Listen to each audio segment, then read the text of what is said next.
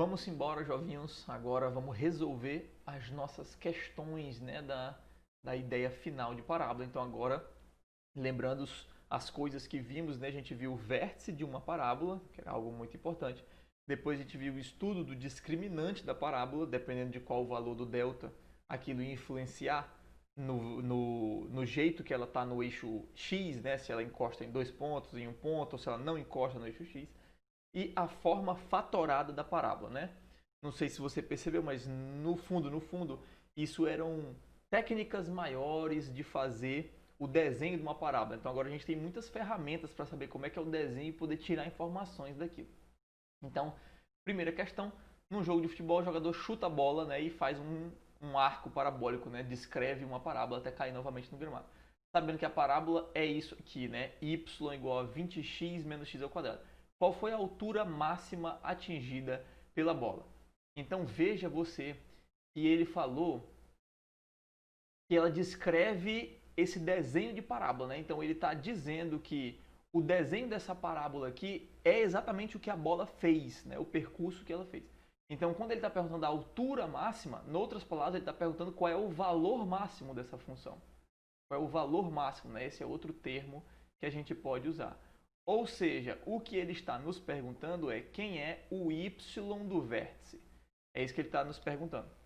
Tá bom? Veja que você poderia simplesmente fazer as contas no seco, né? Só que esse é um caso que eu raciocino diferente aqui. Porque se você observar a parábola 20 menos x ao quadrado, é muito fácil de analisar. Né? 20x menos x ao quadrado. Né?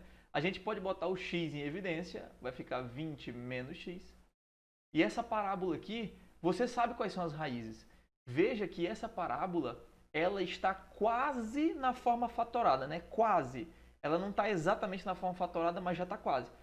Você já pode pensar, quem é a raiz daqui? A raiz daqui é zero, né? Se eu jogar zero no lugar do x, como todo mundo tem um x do lado, né? Se eu jogar zero, vai dar zero. E quem é a raiz daqui? A raiz daqui seria 20, né?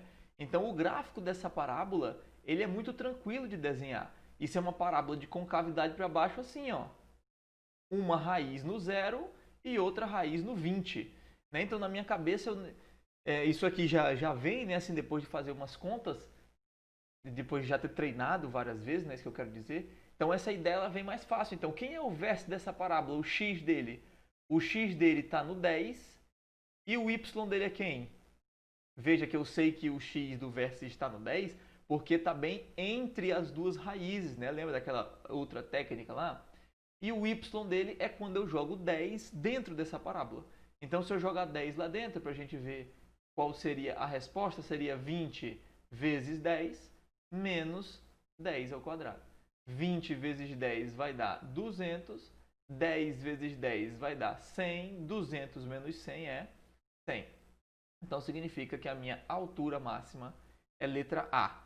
Né? Uma vez que o desenho da bola foi uma parábola, então o y do vértice seria a mais alto. Né? Lembrando que lá na física, quando a gente estuda movimento retilíneo uniformemente variado, né?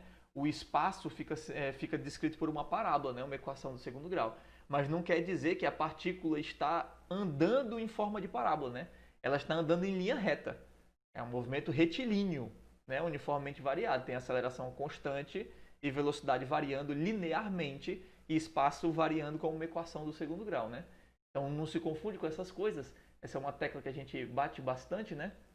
E não é porque eu estou dizendo que o espaço de alguma coisa está sendo descrito por uma equação do segundo grau que aquela coisa está percorrendo o desenho de uma parábola. Mas nesse enunciado ele diz que essa bola percorre o desenho de uma parábola.